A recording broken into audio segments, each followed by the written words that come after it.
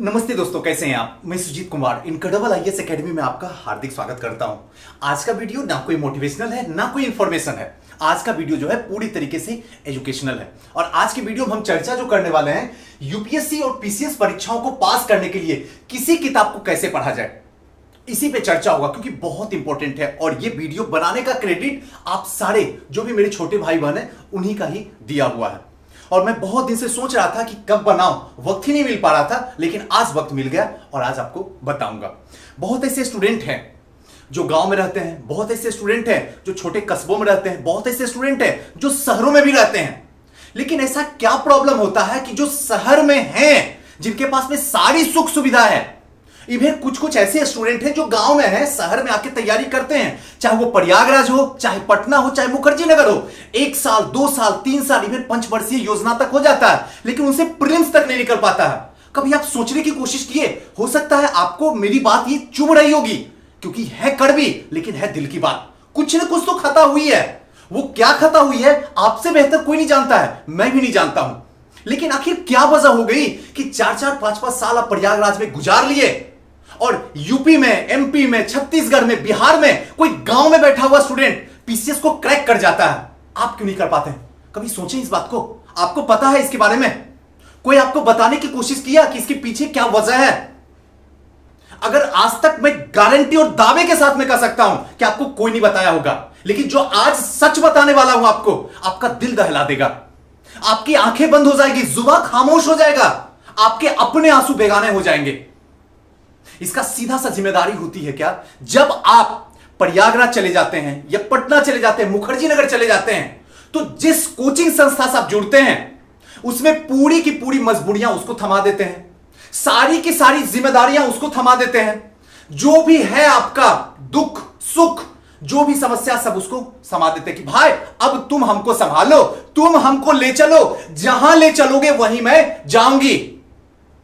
अब इसके उल्टा से जिसे देखते हैं कि इसका दूसरा पार्ट क्या है। इसका दूसरा पार्ट है जो गांव में बैठा हुआ बच्चा है, वो क्या करता है, उसके पास में जितनी भी मुसीबत है, जो समस्या हो, चाहे आर्थिक स्थिति से हो, चाहे उसकी परिवार की स्थिति खराब हो, चाहे उसके पास में पढ़ने के लिए किताब कॉपी ना हो, लेकिन उसे पता है कि सारी मजबूरी, सारी समस्या और सारी जिम्मेदारियां हमें इसी कंधे पे ढोना है। और मेरे सिवा इस प्रॉब्लम को सॉल्व करने के लिए ऊपर बैठा हुआ इंसान भी जो है वो नहीं कर सकता है। जो भी करना होगा हमें ही करना होगा।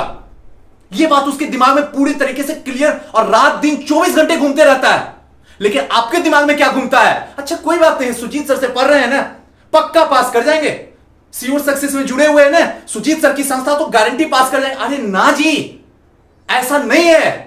जब तक आप अपनी जिम्मेदारियों को नहीं निभा पाइएगा तब तक सिलेक्शन नहीं होगा। मैं ये नहीं कहता हूं कि सिर्फ आप ही, दोनों मिलके, थोड़ा आप चलिए थोड़ा मैं चलूंगा, तभी इस कारवां को पूरा कर पाएंगे, अदरवाइज कभी जिंदगी में नहीं हो सकता है। और यही वजह होता है कि आप शहर में रह के भी सिलेक्शन नहीं ले पाते हैं और कोई गांव में रहने के बाद भी 1 डिजिट में रैंक लाके पूरी बिहार को, पूरे दूसरे स्टेट को हिला कर रख देता है और आप देखते तमाशा रह जाते हैं। और फिर अपने आप को कोसते हैं, अपने परिवार को कोसते हैं, अपने मां बाप को कोसते हैं, इवन अपनी तकदीर को कोसते हैं। लेकिन एक मिनट जिंदगी को रोकिए इसी वक्त और पूछिए अपने दिल से, खता किसकी थी? कहीं ना कहीं उसका अगर रूट्स तक जाने की कोशिश कीजिएगा तो सिर्फ जिम्मेदार आप हैं, आपके सिवा कोई जिम्मेदार नहीं है। अगर आप जग गए होते, आप जिस संस्था से जुड़ने वाले थे, सारी की सारी जिम्मेदारियां उसको उठा के दे दिए, अगर आधी जिम्मेदारियां आप अपने कंधों पे रखते ना तो आईना दिख जाता कि संस्था किस तरीके से बेवकूफ बना रहा है। लेकिन सारी की सारी जिम्मेदारियां सामने वाले को दे दिए जिससे आपको कुछ दिखाई नहीं और देखते देखते बर्बाद हो गए। और जब आप संभलना चाह रहे हैं तो घर से फोन आता है, बेटा बहुत हुआ अब आ जाओ, बिटिया रानी बहुत हुआ आ जाओ, अब शादी वादी करना है। अब प्रेशर बढ़ना शुरू होता है। अब क्या करें सुजीत सर, अब सिर्फ आप ही सहारा हो, दूसरा कोई नहीं है, मैं क्या करूंगा, समय तो चला गया है। और जब समय चला जाएगा तो ये सुजीत क्या कर सकता है? सोचो, सोचने की बात है। अब आते हैं लौट के अपने वीडियो पे। सबसे पहले कि जब भी आप किसी किताब को पढ़ते हैं, मैं गारंटी के साथ में दे सकता हूं कि इस समय जो सबसे कम उम्र होगा तैयारी करने वाले का 20 से 21 साल होगा। इस 20 साल में कम से कम मैं दावे के साथ में कह सकता हूं कि 12 से 15 साल तक आपने किताब का अध्ययन किया। इसमें कोई शक की बात नहीं, मेरी सारी बात को समझना। उसके बाद भी आपको किताब पढ़ने नहीं आता है, क्या मजाक है? सोचो, कुछ तो 1 मिनट के लिए सोच सकते हो ना। कड़वी है लेकिन दिल की बात है, आपको लग जाएगा। सुजीत सर ऐसे कैसे बोल सकते हैं हमको?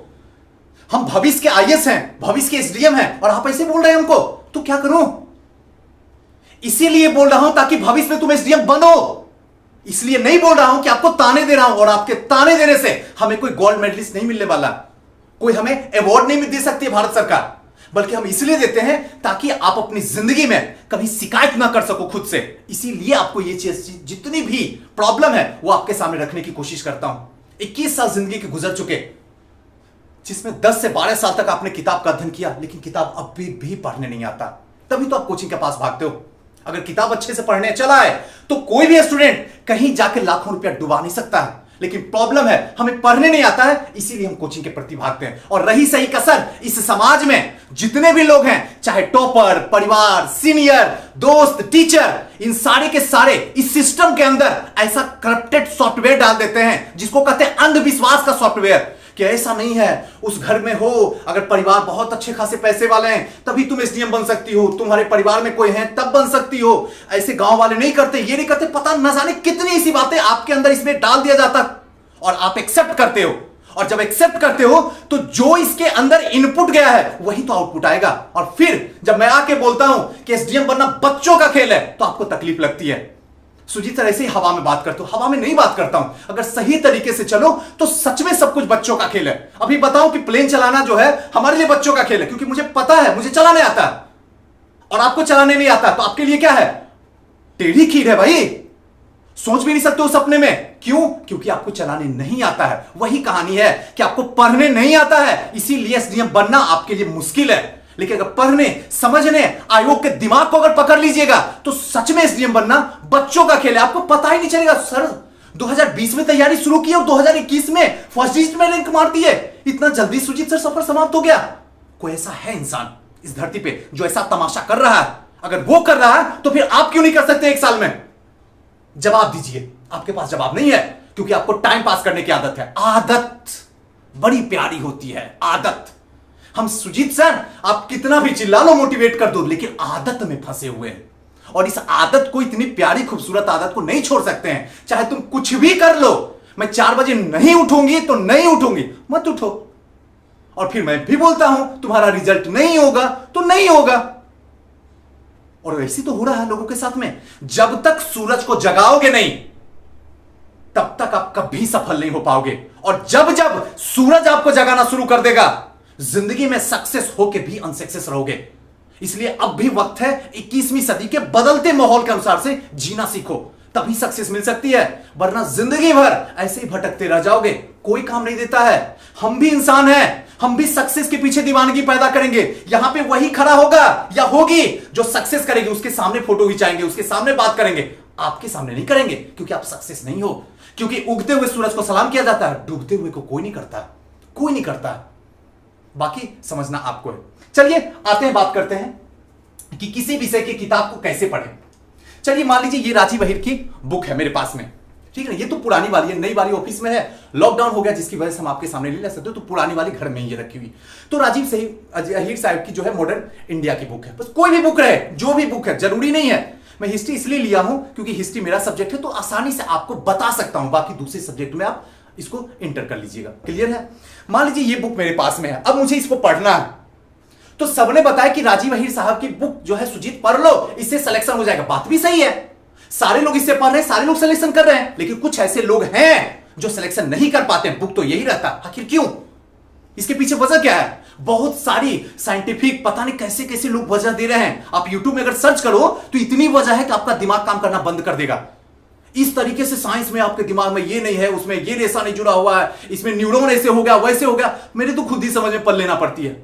भाई सीधी सीधी आसान भाषा में बच्चों को बताओ ना, सही बात क्या है, ताकि बच्चा भी समझ पाए आपकी शब्दों को, आपकी वाणी को, और आपकी इस वीडियो को समझ पाए। क्योंकि टाइम वो दे रहा है और उसकी टाइम की कीमत है। 21वीं सदी में हर सेकेंड की सबकी कीमत है।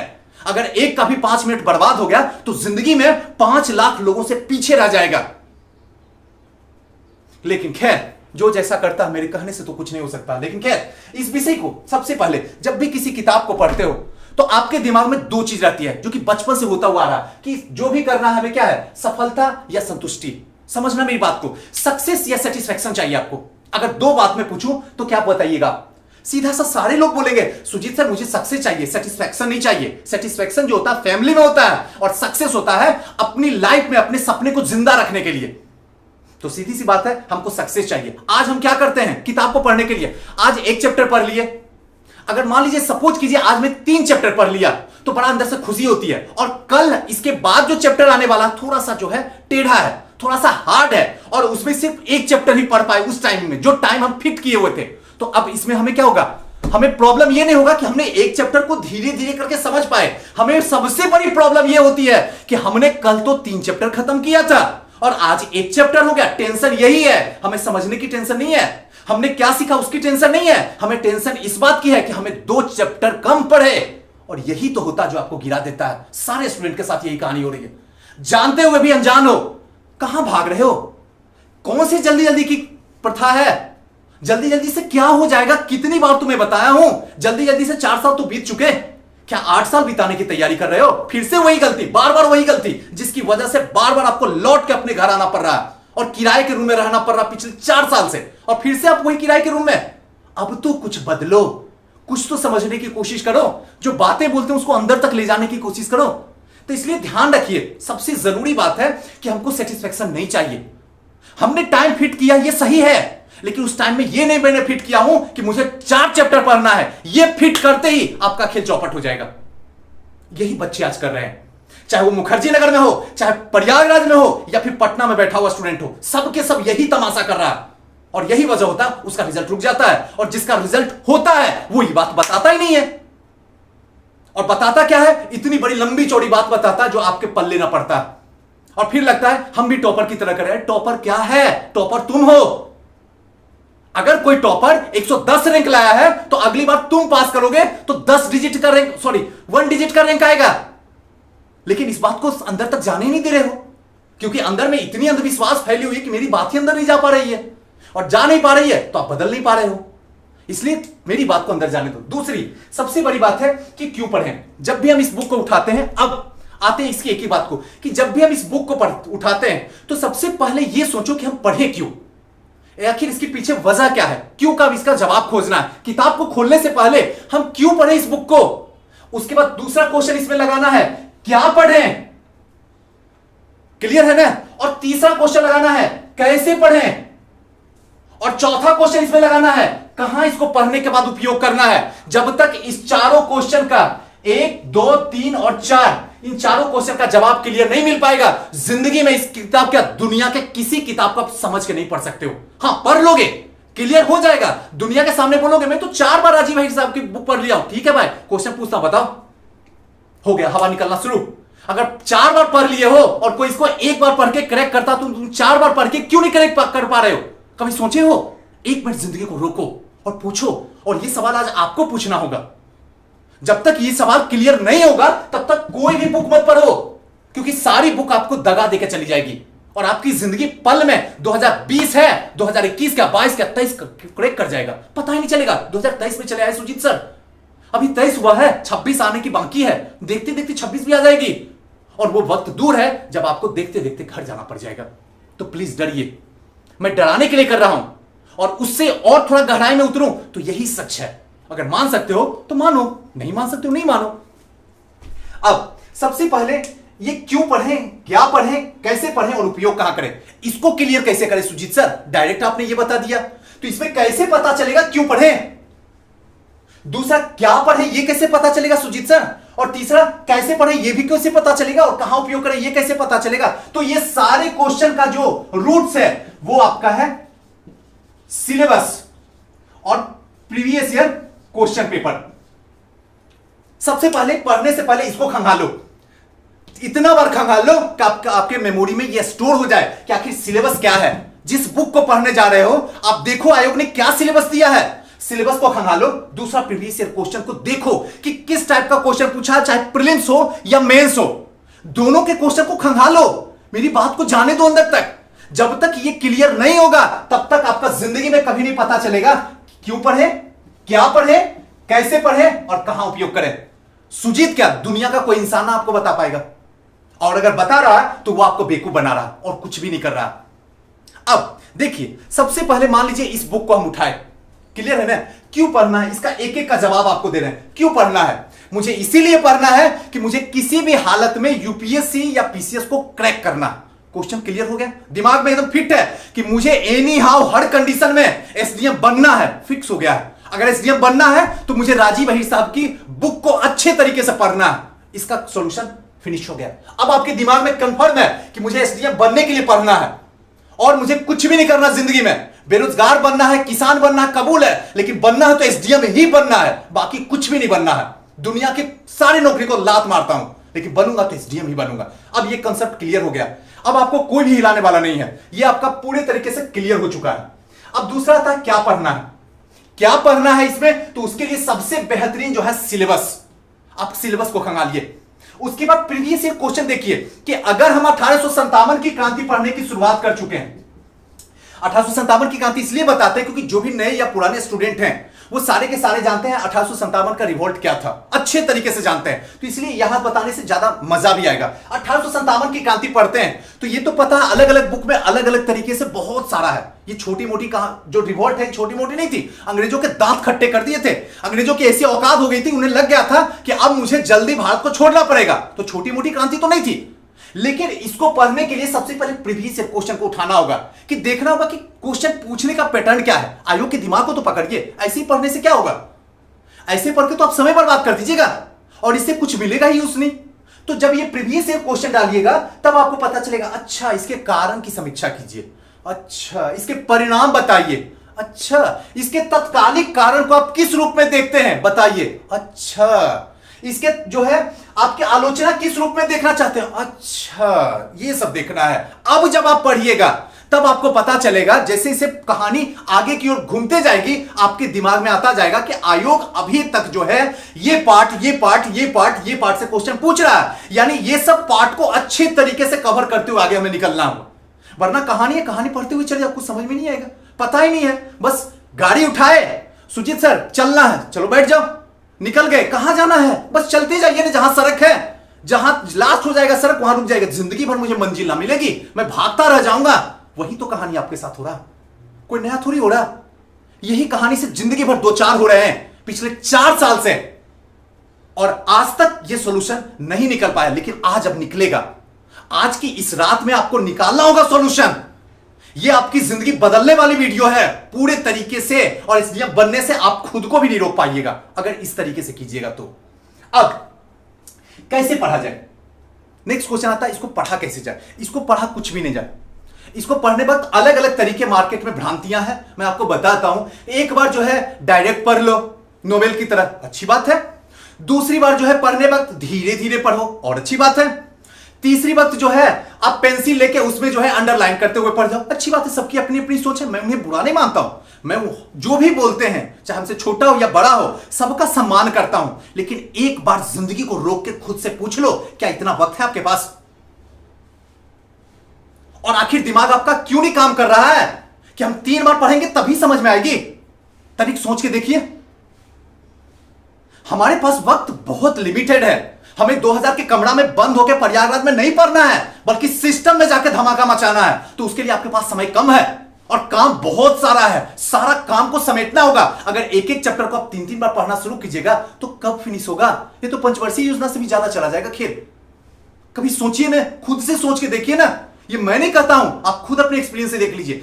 अब सुजीत सर अगर आप ऐसे बोलते हो तो एक बार में तो समझ में नहीं आती है, आएगी ना समझ, आएगी समझ, और अभी आएगी, इसी वीडियो को देखने के बाद आएगी। आएगी कैसे? जब आप इस बुक को पढ़ना शुरू किया 1857 की क्रांति, जैसे ही खोले शांति से बैठ जाइए, मोबाइल स्विच ऑफ, दुनिया में कोई आपको डिस्टर्ब करने वाला नहीं उस समय। अगर सुनामी आ जाए तब भी आप अपने जगह से हिलना मत। यानी बैठ गया 1857 की क्रांति पढ़ने के लिए तो पूरा अंत तक पढ़ना होगा, चाहे वो 4 घंटा लगे 6 घंटा लगे, जितना में तुम करते हो, लेकिन अपने दिमाग को एक इंफॉर्मेशन दे दो, अपने बच्चे को एक इंफॉर्मेशन दे दो कि मैं जिंदगी में एक बार पढ़ रही हूं, उसके बाद जिंदगी रहे या ना रहे दोबारा कभी नहीं पढ़ने वाली हूं, चाहे मैं फेल क्यों ना कर जाऊं। ये एक बार बोलने से नहीं होगा। दिमाग का बच्चा जो अंदर बैठा वो बोलेगा ऐसे नहीं होता है, फिर से बोलो मैं एक बार पढ़ने वाली हूं, उसके बाद जिंदगी में नहीं पढ़ने वाली हूं। एक बार नहीं 100 बार बोलो, तब तक बोलो जब तक ये बच्चा एक्सेप्ट कर ले, हां भाई तथास्तु, तू एक ही बार पढ़ और अब पढ़ना बैठो। एक बार में पूरा का पूरा क्लियर हो जाएगा। एक बार मूवी देखते हो और पूरा का पूरा कहानी आपको याद हो जाता है, और एक बार एक चैप्टर पढ़ते हो आधी कहानी भी नहीं याद होती है। जो निगले उसको उगल नहीं पा रहे हैं, तो फिर किस बात का निगले थे? क्वेश्चन आपसे है, जवाब दीजिए। बस लोगों ने पागल बना दिया, वो वीडियो चल रहा है इसलिए आपको समझ में आता है, यहां पढ़ना पड़ता नहीं। उस समय आपका दिमाग, आपका बच्चा ये एक्सेप्ट करता कि मैं शाहरुख खान की मूवी देख रही हूं, कुछ ना कुछ प्यार रोमांटिक होने वाला है, कुछ सीखूंगा। और उस समय बैठने वक्त दुनिया का हर चीज बंद होता, पूरा अंधेरा रहता है। आप कभी हॉल गए होंगे तो देखे होंगे, उस समय पूरा कंसंट्रेशन आपका उसी पे होता जो आपको चाहिए। जैसे मैं अगर देखने बैठता हूं तो उसकी रोमांस को देखने की कोशिश करता हूं, प्यार कैसे किया जा सकता है। और उस समय जो वो चीज आता, जैसे जैसे वो घटना घटते जाती है, वो पूरा का पूरा हमारे दिमाग में प्रिंट होते जाता है। लेकिन पढ़ने वक्त हम क्या सोचते हैं, अच्छा मम्मी का फोन आया, चलो कर लेते हैं। अरे मेरा बाबू का फोन आया है, कैसी हो, बहुत दिन से छोड़ चुकी हो। ये कोई पढ़ाई है क्या? ये तो टाइम पास है। आगे आने वाला टाइम इसको यही तो रुलाएगा, आपको रुलाएगा सुजीत, भगवान, आपके मां बाप, आपकी तकदीर, आपके कर्म रुलाएगी। जो वक्त को तुम मारे हो ना, वो वक्त पल पल आपको मारेगी। दुनिया का इकलौता वक्त को ही मैं सजदा करता हूं कि किसी भी इंसान को नहीं छोड़ता है। अगर उसके साथ नाइंसाफी हुआ तो यह वक्त आपको चारों दिशा से घेर के मारेगा। जिंदा तो रहोगे लेकिन जिंदा लाश की तरह रहोगे, रोगे लेकिन दर्द को बयां किसी को नहीं कर सकते हो। करके देख लेना, कोई नहीं सुनने वाला होगा, क्योंकि ऐसी गलती होगी ना जो सिर्फ आपका दिल देखेगा। यही तो लोगों के साथ हो रहा है। अब तीसरी प्रॉब्लम यहां क्लियर हो गया, कैसे करना है, कहां उपयोग करना है। मुझे पास करना है, मेरे पास लिमिटेड टाइम है, 2021 में एनी हाउ में पास करना। जिस तरीके से क्वेश्चन पूछा जा रहा है, अब हमें करना क्या है, इसको लिखना है। कहां उपयोग करना, तो एग्जाम में, पीसीएस यूपीएससी एग्जाम में। अब देखना है कि कौन कौन से क्वेश्चन पूछा गया है, उस क्वेश्चन को निकाला जाए और सॉल्यूशन अपने से किया जाए कि 1857 की क्रांति में आज तक जितने भी पीसीएस और यूपीएससी में क्वेश्चन पूछा गया सारे का सॉल्यूशन मार लीजिए। देखिए फिर प्रॉब्लम है कहां, 1857 की क्रांति पूछो ना, जिसको सामने आके पूछना पूछो, जो पूछोगे डीपली बताऊंगा, एक डायरेक्शन से नहीं 10 डायरेक्शन से बताऊंगा। तुमको जहां से उठाना क्वेश्चन उठा लो, जैसे घुमाना घुमा लो। पूछोगे तो 1857 की क्रांति ना, जो करना कर लो। लेकिन प्रॉब्लम होता है हम सही से पढ़ ही नहीं पाते, हमें पता ही नहीं है जाना कहां है। और यही वजह होता है जिंदगी भर हम अच्छी अच्छी बुक को पढ़ते जरूर हैं लेकिन पास नहीं करवा पाती है वो बुक, क्योंकि हम कभी समझ ही नहीं पाते उस बुक को। और इसीलिए वो बुक भी आपको नहीं समझता है। जिस दिन आप बुक को समझने लगेगा, बुक खुद ही आपसे मोहब्बत कर लेगी। और ये साक्षात सही बात बोल रहा हूं, कोई भी रोमांटिक बात नहीं बोल रहा हूं, दिल की बात बोल रहा हूं। कड़वी है लेकिन 100% सही है। चलिए आते हैं नेक्स्ट, टाइम टेबल के साथ पढ़ें। जो भी आप पढ़ रहे हैं ना, एक टाइम बना दीजिए। अगर दोपहर के 12 बजे से 2 बजे तक आप एनसीईआरटी पढ़ते हैं तो डिसाइड कीजिए 12 बजे से 2 बजे तक ही पढ़ने का, क्योंकि उस टाइम में आपका पूरा का पूरा माइंड जो है पूरे तरीके से फिट है कि मुझे जो है 12 से 2 जो है हमको इतिहास पढ़ना। अब उस टाइम के बाद में दूसरे टाइम में ले जाइएगा तो फिर दिक्कत होना शुरू हो जाएगा। आपको पता है कि सुबह के टाइम में अगर हमें ब्रेकफास्ट लेना, जूस लेना है, तो उस टाइम में अगर आपको चावल दाल कोई दे दे खाने के लिए, क्या अंदर जा पाएगा? क्या सोच के बताइए। सिंपल डेमो दे दिया हूं, यही तो गलती आप कर रहे हैं। आपको आज तक पता नहीं, जब दिल करे, जहां दिल करे, जो सब्जेक्ट दिल करे पढ़ना शुरू कर देते हैं। यार हर चीज का टाइम है, हर चीज का एक लिमिट है, हर चीज का रूल रेगुलेशन है। आप अगर उसको फॉलो नहीं कर पाते हैं तो वो भी आपको फॉलो नहीं करेगा और आपको डुबा देगा। यही तो हो रहा है लोगों के साथ में। इसलिए जो भी आप टाइम टेबल बनाते हैं, उसी टाइम टेबल में उस वीडियो को देखिए, उस किताब को पढ़िए, अपने तरीके से जो भी आपको उस टाइम में काम करना है उसको उसी टाइम में अंजाम तक पहुंचाइए। नेक्स्ट जो है, याद कैसे रखा जाए। अब एक आता है कि हाँ याद, और यूपीएससी में जो है 50% जो है आपको याद करना ही पड़ेगा और 50% समझना ही पड़ेगा। यूपीएससी का ऐसा ही गेम है, यानी 50% आपको याद रखना ही पड़ेगा। याद रखने के लिए क्या है, आपके पास में 2 ऑप्शन है। एक तो ट्रिक है, आप ट्रिक से याद रख सकते हैं, और दूसरा क्या है, अभ्यास करने से। जितना ज्यादा उसका अभ्यास कर सकते हैं। इसके लिए आपको क्या करना पड़ेगा, एक बार पढ़िए किसी भी विषय को। मैंने क्या बताया था कि अपने दिमाग में बता दीजिए कि मैं एक ही बार पढ़ूंगी, उसके बाद जिंदगी में लौट के कभी भी नहीं पढ़ूंगी। एक बार जब आप पढ़ लिए दिमाग में तो उसको 2 बार लिखिए, एक बार नहीं 2 बार लिखिए। समय लगे तो लगे, लिखिए 2 बार, पढ़िए 3 बार नहीं, लिखिए 2 बार, और बैठ के 3 बार सोचिए कि यहां से आयुब कैसा कैसा क्वेश्चन देके हमें फंसा सकता है। आयुब भी आपकी तरह इंसान है, ये ध्यान रखिएगा। उसके पास एक्सपीरियंस हो गया है, इसीलिए हम बोलते हैं मेरे बापों का बाप है, और कुछ भी नहीं है उसके अंदर। वो भी हमारी ही तरह है, देखता है, चलता है, बोलता है, कुछ भी नहीं है। आप भी सोच सकते हैं। आप अपने आप को फंसाइए ना कि 1857 से कितने ऐसे क्वेश्चन बन सकते हैं, बैठ के सोचिए। और अगर सोच लिए तो लिखिए, और लिख लिए तब उसका सॉल्यूशन करना शुरू कर दीजिए। खेल खत्म है। कहां याद करने का कोई सा ट्रिक है? सारा याद करने का ट्रिक जो है लिखने का ही तो है। सारा चीज लिखने और खेलने का है। पूरे तरीके से शब्दों का खेल खेलिए, जितना खेल सकते हैं वही है, दूसरा कुछ भी नहीं है। जैसे मैं हमेशा आपको बताता हूं कि प्रीलिम्स पढ़ने का खेल है, मेंस लिखने का खेल है, और इंटरव्यू बोलने का खेल है। जब तक इस तीनों चीज में क्लियर नहीं हो पाइएगा तब तक जिंदगी में कभी एसडीएम नहीं बन पाइएगा। बस यही है। अगर आप सोच रहे हैं कि मेंस भी पढ़ के निकाल लेंगे तो यह सबसे बड़ी नादानी आप कर रहे हैं। तो फिर आप गलत ट्रैक पे दौड़ रहे हैं, जिसका कभी भी मंजिल आने वाला नहीं है। आप दौड़ते रह जाओ लेकिन मंजिल नहीं आ सकती है। नेक्स्ट आते हैं कि सर अधिक अंक कैसे लाएं, क्योंकि जब तक अधिक रंक नहीं आएगा तब तक अच्छा रैंक नहीं आएगा, और जब तक अच्छा रैंक नहीं आएगा तब तक एसडीएम पोस्ट मिलेगी नहीं। तो इसको लाने के लिए क्या करना होगा? इसको लाने के लिए सबसे बढ़िया बता रहा हूं, एनसीईआरटी को प्रयोग कीजिए। एनसीईआरटी में जो शब्दों का खेल खेला जाता है ना, वो दुनिया के किसी किताब में नहीं है, किसी किताब में नहीं है। और आयोग डिमांड करता है आपसे कि एनसीईआरटी वाला भाषा मुझे चाहिए। लेकिन लोग क्या किए हुए हैं, एक भ्रम फैला देते हैं कि ऐसे ऐसे शब्द बनाना चाहिए, ऐसे ऐसे। अरे पीएचडी नहीं करना भाई, हमें ज्ञान की गाथा पंडित नहीं बनने के लिए आए हैं।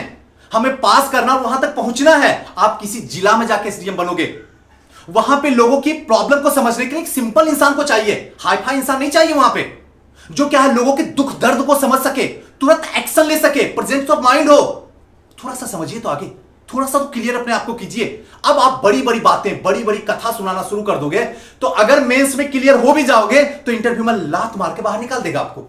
इंटरव्यू 30 मिनट तो होगा ही होगा। उसके बाद जब पता चलेगा इंटरव्यू में कितना है भाई, 120 नंबर में पता चल रहा है 30 नंबर आया, किए थे क्या, कहां गया ज्ञान? अब अपने ज्ञान पे क्वेश्चन मार्क लगाइए। जब तक क्वेश्चन मार्क लगाइएगा तब तक एज खत्म हो जाएगा। और जो अफसोस होगा कि इंटरव्यू से बाहर निकल जाना कितनी बड़ी बेइज्जती की बात है। अपने आप को रोक पाइएगा क्या? दर्द में डूब जाइएगा। तो कोशिश कीजिए साधारण नॉर्मल रहिए, नॉर्मल बातें बोलिए और नॉर्मल तरीके से सामने वाले को ट्रीट कीजिए। आपका सिलेक्शन आपके हाथों में है, कोई नहीं रोक सकता है। लेकिन हम ज्यादा हाई क्वालिफाई बनने की कोशिश करते हैं, स्मार्ट बनने की कोशिश करते हैं। अब भी बता रहा हूं, स्मार्ट मोबाइल अच्छा लगता है, इंसान नहीं लगता अच्छा। याद रखिएगा, स्मार्ट की कोई वैल्यू नहीं है। सारा खेल है जो सिंपल है, नॉर्मल है, जो नॉर्मल तरीके से बात करता है, नॉर्मल तरीके से लोगों को समझ पाता है, बस वही सक्सेस है, बाकी सब अनसक्सेस है। इस बार भी अगर रिजल्ट आया है तो आप देख लीजिए 64th में वैसे वैसे स्टूडेंट का आया है रिजल्ट, जो बिल्कुल नॉर्मल है, गांव के हैं, एकदम सिंपल भाषा उपयोग करते हैं, कोई ज्यादा बड़ी बड़ी बातें नहीं, सबका रिजल्ट आया है। आप सोच भी नहीं सकते हैं जिनका रिजल्ट आया। बहुत ऐसे स्टूडेंट हमारे जो कहते हैं कि सर हमें पता नहीं था कि हमारा हो जाएगा, लेकिन हां जो पूछा था ईमानदारी से मैंने लिख दिया, ज्यादा कुछ भी नहीं किया, बस शब्दों का खेल खेल दिया, जैसे आप बोलते हो खेलने के लिए, रिजल्ट आ गया। खैर चलिए आगे।